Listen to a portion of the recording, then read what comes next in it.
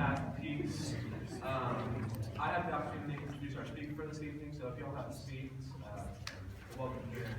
We're welcome here. I wanted to start by reading a passage of scripture. It's Proverbs 27, verse 17 through 19. Iron sharpens iron, and one man sharpens another. Whoever tends a fig tree will eat its fruit, and he who guards his master will be honored. As in water, face reflects face, so the heart of man reflects man. So our speaker this evening, like Brian was saying earlier, is Tyler Jorgensen. I've known Tyler for about 5 years since we went to youth ministry here at Milligan. And it's just crazy to see how far he's come and how far both of us have come in that time. I feel like we both had baby faces, and now they are covered in beards. And for me to introduce Tyler tonight is an honor and a privilege. He's been the guy and my brother to stand beside me in my hard times of trial and to help me grow in those. And he's also challenged me to do better than I think I can. And he, for some reason, has some glimpse of God's plan in my life and always challenges me further than that. And I only hope that I can do the same for him. And so what I ask all of you to do tonight, as God speaks through Tyler, is to invite a challenge to come to you. Allow God to take you further into who you are, and allow God to speak through Tyler this evening. And so I'm incredibly looking forward to what God's word through Tyler is going to do this evening.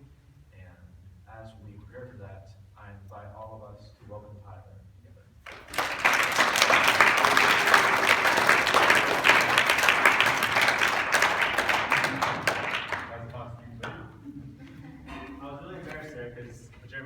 We've been roommates for 3 years, so there's been plenty of stories that have gone on between us, and most of them I don't remember, but I know stuff that probably is embarrassing. Oh. A lot of stuff's happened between me and Jared over the years. We got stories about each other. Now, when he said this, I was like, can I tell him this story? I was like, that'd probably be a bad one to tell. So I thought I'm thankful. It's a good introduction, Jared. Thank you. But yeah, so love. It's a big word. You know, last week we had Brandon and Annie here, and they talked about love through dating, marriage, and stuff like that. And the week before that, Valentine's Day, we did the tapestry night, and we loved our neighbors there. And we just passed the peace with each other, which is something Christians have been doing for a long time, to show love to one another. But love is such a big word. When I got asked to speak about loving your neighbors, I was so pumped. I was like, this is going to be awesome. Then I started talking, things looked at, and I was like, wow, I got to talk about love. And love's a loaded word because, you know, you can use it so much in your life. Like, I love my family. I love pizza. I love Coldplay. I love soccer. I love Milligan. I love Jesus. But when you say that, they all mean different things, but yet at the same time, they all are the same concept. Love is such a big word. And I know I go and argue the discussion about the Greek 4 words for love. But if you look at it, they're often used interchangeably and mean the same thing. Love is just that powerful that it describes so much and so little at the same time. It's a paradox. Another paradox to throw into the Christianity box of paradoxes you have. But love is so big, you know, and one of the things to think about when I was thinking about love is that, you know, you all have done this. If you ever had somebody you like, you say, you know what, I like you. And they say they like you back. Then they say, you know what, I really like you. And then they say, I really like you too. And then if you're really bold, you say, I really, really like you. And, you know, but then the moment you say, I love you, they're like, whoa, I think we're going a little bit fast there, you know what I mean? But you're basically saying the same thing. I mean, love is such a powerful word. You can guarantee you will never find somebody in the world who doesn't love something. And if you do, then they just love to hate something. So it's basically the same thing. But love is such a powerful word. I mean, in the relationship, say you like somebody, you love somebody, it's, you know, love is just such a big thing. And it's used 500 times in the NIV, and such a big deal. And I know I'm making it sound like I'm never going to be able to cover all this. Don't worry, I'll try my best to. But love is something so huge, but it's the essential core to the gospel is love, this message of love. And loving your neighbors is a part of that. And I think through the lens of loving your neighbors, you can truly see the full dimension of love and what love really is through Christ. So now that I've made love this huge idea that we'll never be able to cover in time, I have a story to tell, a short one, about my days in high school band. Because everybody was in high school band, wasn't they? Sometimes we played music, there are times we messed around. So, the most powerful thing my band director said, besides the one time where he threw his baton on the stand and said, "That's why I direct music," after we played a song, was when he told us about the two types of songs in the world. And this is a promise, Tyler Jorgensen promised, that you can take any song and it'll fit into one of these two categories. I guarantee it. So you guys want to know the two types of songs, I guess? There are love songs, and then there are pirate songs.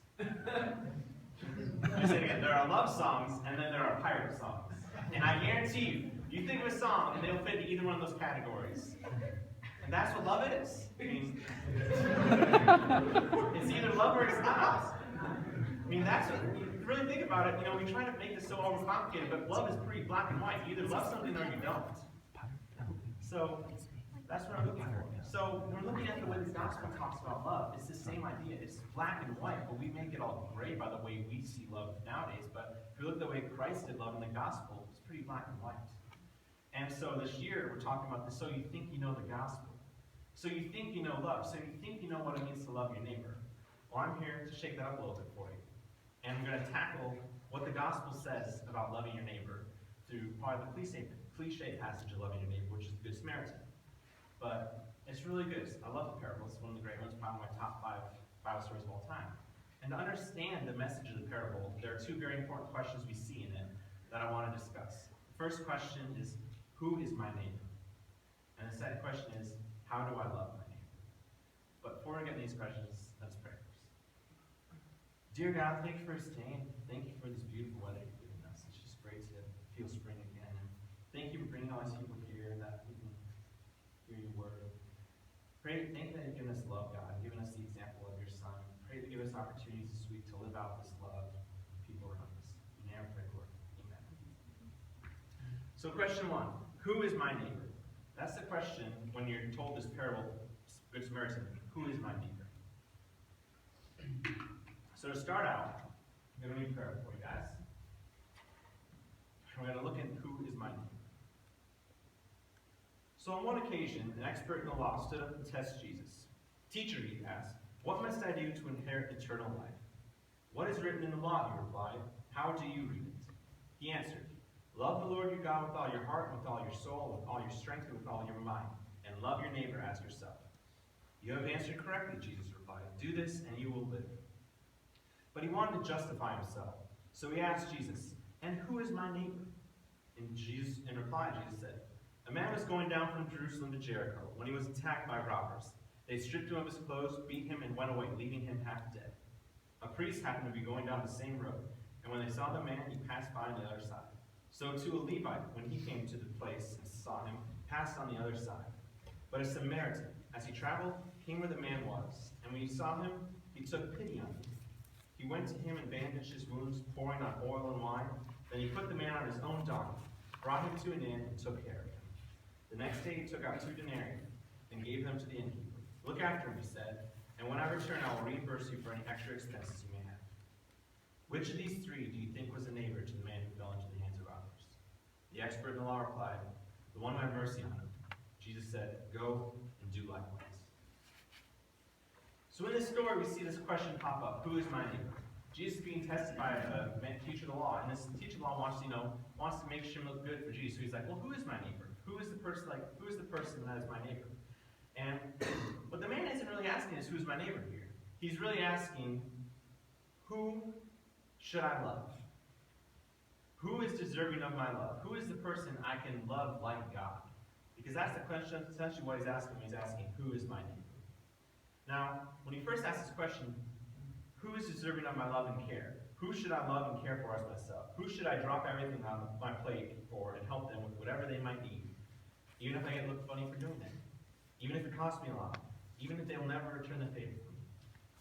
When you hear that question, you start thinking, who do I love like that?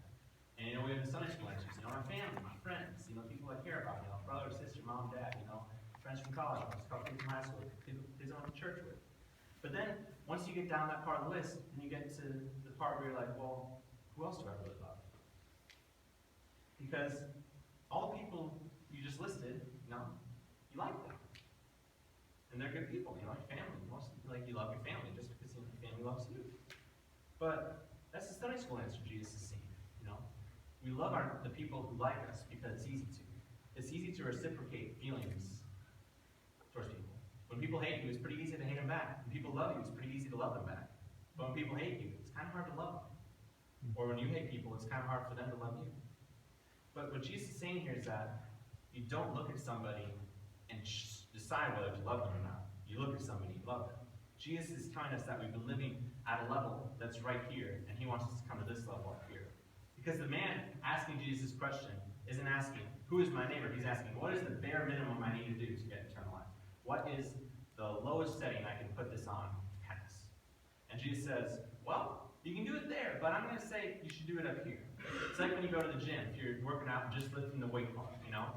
That's good, but you know, after a while, it's not really, the point, lifting that bar. And the trainer's going to say, hey, you should put some more weight in that. Be like, no, I'm good, this is right, I'm comfortable right here, not stretching myself too much, I'm not going to get hurt, but you're not going to grow. Jesus comes, and with his gospel message, he raises the bar for us. Not only in this, but in other things. With adultery, he says, if you look at a woman with lust in your eyes, you have committed adultery. With murder, if you look at a brother with hate, you have committed murder. Saying, if you give just your 10% and not in your heart, you haven't really given. It says with forgiving, if you don't forgive your brother 77 times, you have not really forgiven them. And sharing the kingdom. And he says the same with love. Jesus is saying there's more than we are capable of, and he's calling us to that level.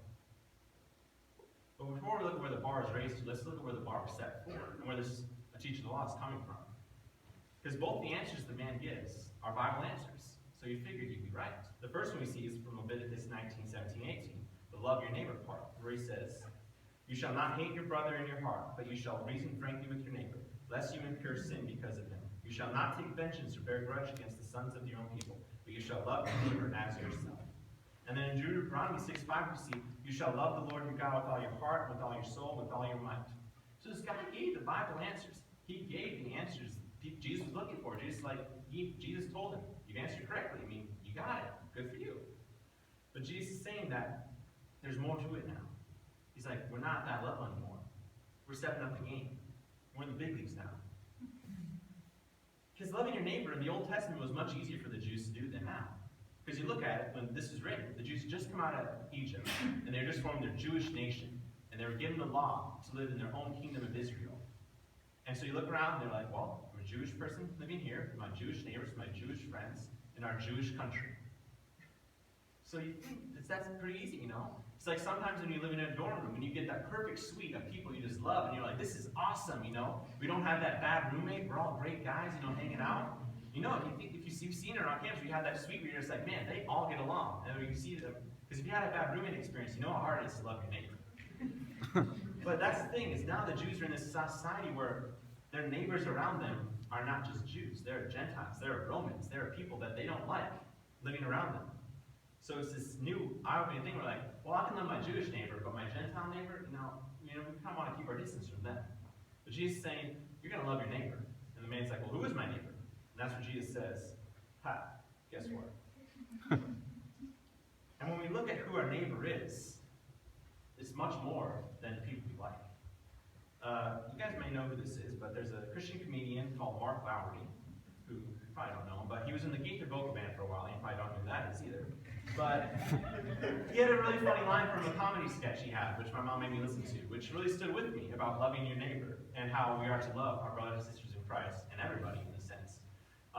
Because he was talking about how we're called to love people we don't like, which is a hard statement to grasp because we feel like we gotta like somebody, love somebody.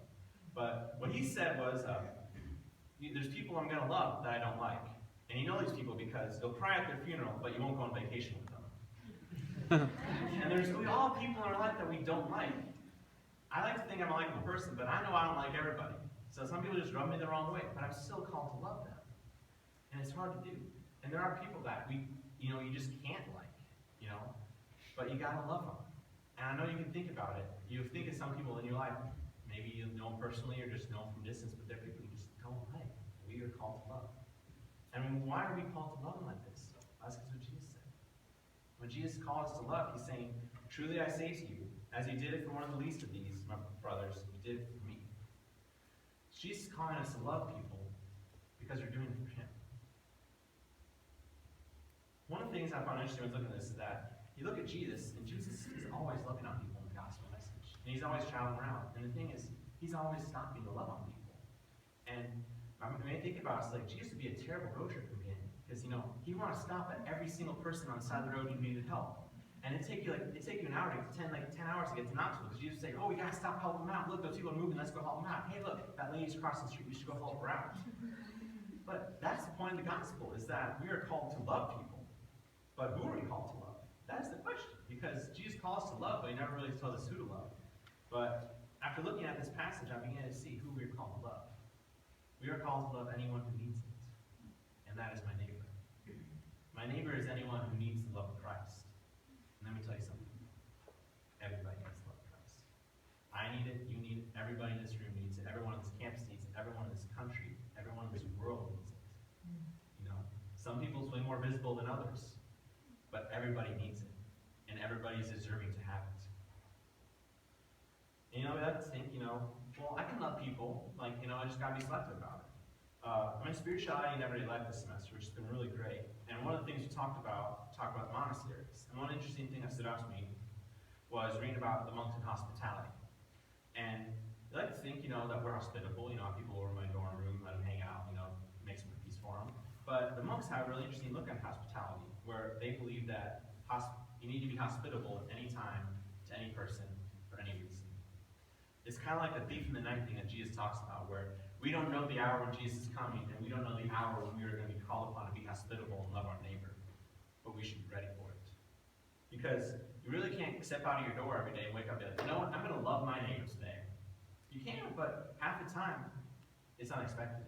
It's you're walking to class and you see somebody crying on a bench. Or you get a text from a friend saying, hey, I need some help. Or you see somebody who just looks down and you feel like maybe I should go talk to them. Because you can't really plan when to love somebody. Because our neighbors all around us. Jesus doesn't say, hey, you only need to love people in this room. You only need to love people in this country. He says, you need to love anyone who needs love. Because in the end, everybody needs love sometime or another. And that's how we know who our neighbors are. You look at them and say, do they need the love of Christ? And the answer is always yes. So that's the first question we covered, which is good. It's a lot quicker than I thought it was. Last time I did it was 45 minutes, so we're getting through it. All right, so question number 2. How do I love my neighbor? That question is not asked by a young man. It's asked by Jesus, and I'm paraphrasing him here because I can do that. Jesus says, which of these 3 do you think was a neighbor to the man who fell into the hands of robbers? But what Jesus is actually saying is, how do you love your neighbor? How can you love your neighbor? Because that's the question the young man really needs to hear, other than, who is my neighbor, is how can you love your neighbor? Because this part of the passage is the hard part to get through. Because every parable has a level of realism to it, where you are in the eyes of the people living the parable, where it's your gut check, where you're like, well, if I was in that situation, what would I do? And it's this part of the parable where I had a hard time, because I was like, am I really loving my neighbor? Because Jesus asked a question that wasn't on people's minds, but it's a question that needs to be answered. Because you look at this parable, and all 3 of those men could have loved the man in the ditch. Because you could have walked by and said, hey, I love you, but I'm kind of busy right now, but good luck with what's going on there. They could have loved him. There's no reason that they couldn't have loved the man. They just didn't. And how often do we say we love someone and fail to show it?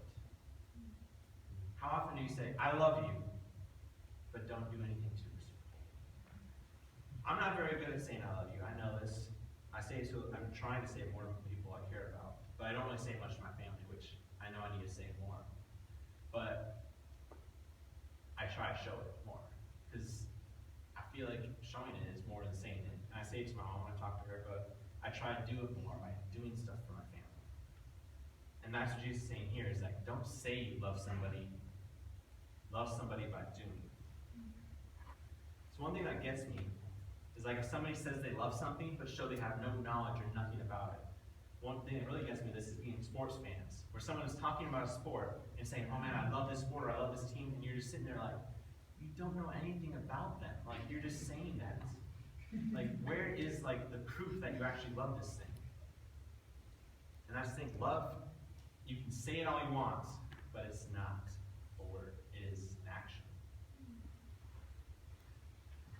Now, the real thing in this parable that struck me is that the man Jesus is talking to here, he might have left somebody lying in a ditch before in his life. But he might not. But the thing he realizes in that moment, what I think, is that he realizes when Jesus is telling this parable, he's saying, how many people have I walked by and not loved on? How many cripples, beggars, other people have walked by that need love? Because that's the real point of this second parable. How do I love my neighbor? Is you got to get in the ditch. We are walking on the road of life, and we have everything ahead of us. We have, all right, I got to get this paper done before spring break. I got a test tomorrow. I got to do this. I got to go on a spring break trip. Got to, graduate. Got to get my job interview.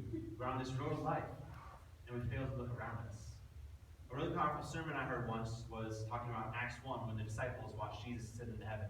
And they're all looking up, which is great, because what they just saw was amazing. And I feel as Christians a lot of time we're looking up, waiting for God to do something up there.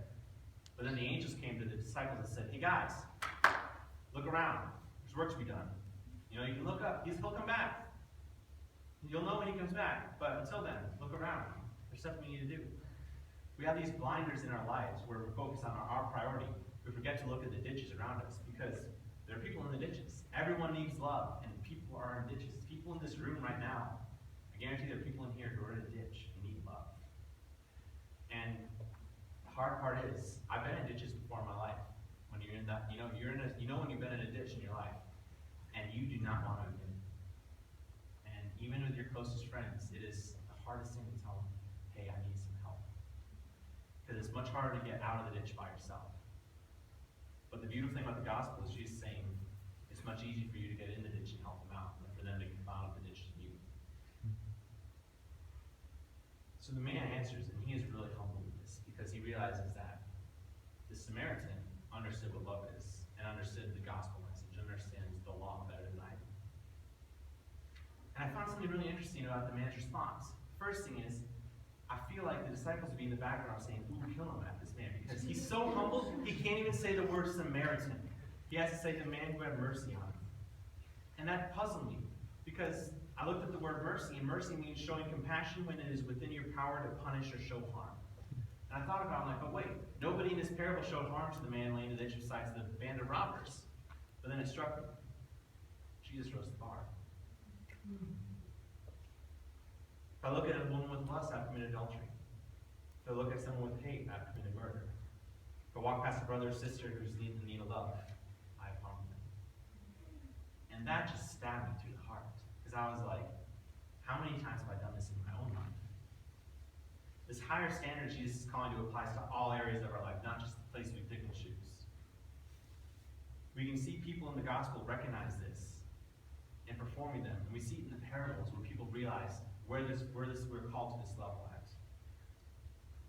It says the Samaritan showed mercy on this man. It doesn't say why. He just did. So, since I'm a Greek student, I feel like I can use a Greek word, because you just have to do that when you take Greek, it's one of the few things you can do with it. But the Greek word used in this parable is one of the most disgusting Greek words ever, because it has 2 blocks of 3 consonants in a row, which is a mouthful to say, and it's splachnizomai, which sounds as bad as it looks, believe me. But that is my favorite Greek word, because the definition, which means to be moved as to one's bowels, hence to be moved with compassion. It's a compassion so deep it hurts your gut. And that's what the Samaritan felt when he saw the man lying in the ditch. And I try to think, have I ever felt that kind of compassion on something? And it's hard. It's such a deep-rooted compassion. And we look at it and we try to think, well, why did the Samaritan feel like this? Why did he have this deep-rooted compassion for some Jew lying in the ditch? The Samaritan obviously knew this guy was not royalty. This guy probably wasn't rich. He just got robbed. He has nothing to offer. This man lying in the ditch is just a dead body waiting. But the Samaritan has compassion on him. Why? Because that guy needs love. And that guy's in a ditch and he isn't getting out of it by himself. The Samaritan gets it. He gets that love is more than saying something. It is doing something. Because that Samaritan could have been in a ditch in his life before. He could have been beaten and robbed and left there for dead, and someone could have helped him out. Or he could have thought, if I was in that ditch, what would I want to happen? And we all know that at some point or another, we're going to be in a ditch in our life, and we're going to want somebody to come down and pull us out. And we just hope that when we're walking by, we can see people in the ditch and they get pulled out. And because doing nothing fails to show the love Christ has done. Because Christ is always willing to show love. And we see that in the parables. He gets stopped by the side of the road by beggars, cripples, lepers, alien women, slaves who sit by their masters. He gets stopped, and he never turns down an opportunity to love. Because, let's be honest, Christ will never say no to someone who needs love, and we should be the same. So loving our neighbor is more than a feeling. Almost lost it. It requires action. Like one of the greatest bands from the 1990s, DC Talk. Love is a verb. Haven't you heard? I can stand on the side of the road for hours yelling at the person in the ditch, hey, I love you. But that means nothing. We got to get into the ditch. Because who is my neighbor? Anyone who needs my love. And how do I love my neighbor? I get to the ditch. Because being in the ditch is hard. And being on the road and seeing people in the ditch, it's easy to walk by. But sometimes you just got to go for it. And you just got to go down in the ditch and say, hey man, how can I love you? And sometimes people will be just like, you know what? I'm fine. I'm just sitting down here, I'm just enjoying the view. Okay. And you can just walk on. But you never know. You got to go into the ditch to find out. Because who knows if you go to the ditch and you find somebody saying, I say I'm right here, but I'm actually way down there. And I really need some help getting out. Or they could say, yeah, I've been here for years, and I need to get out.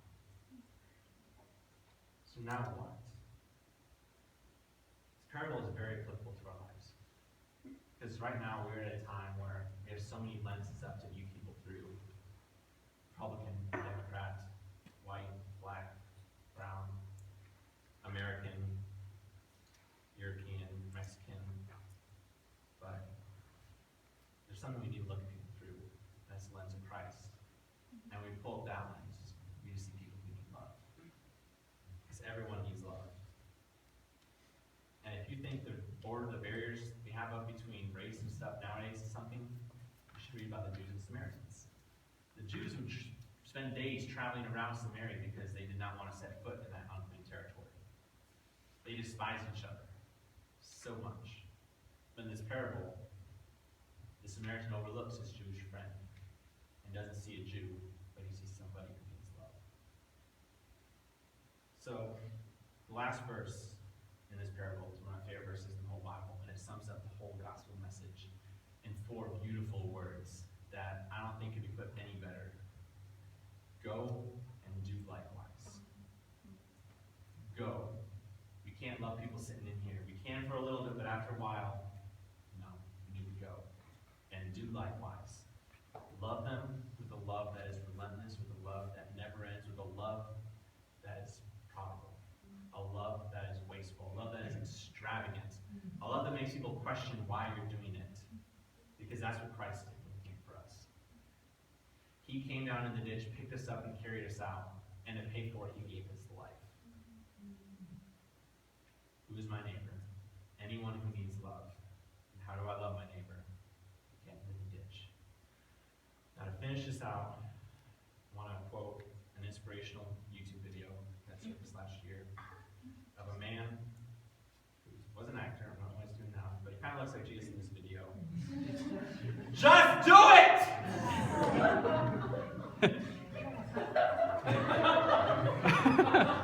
Because that is the gospel message. We are called to go and do likewise. The 4 most powerful words you'll ever hear. Go and do likewise.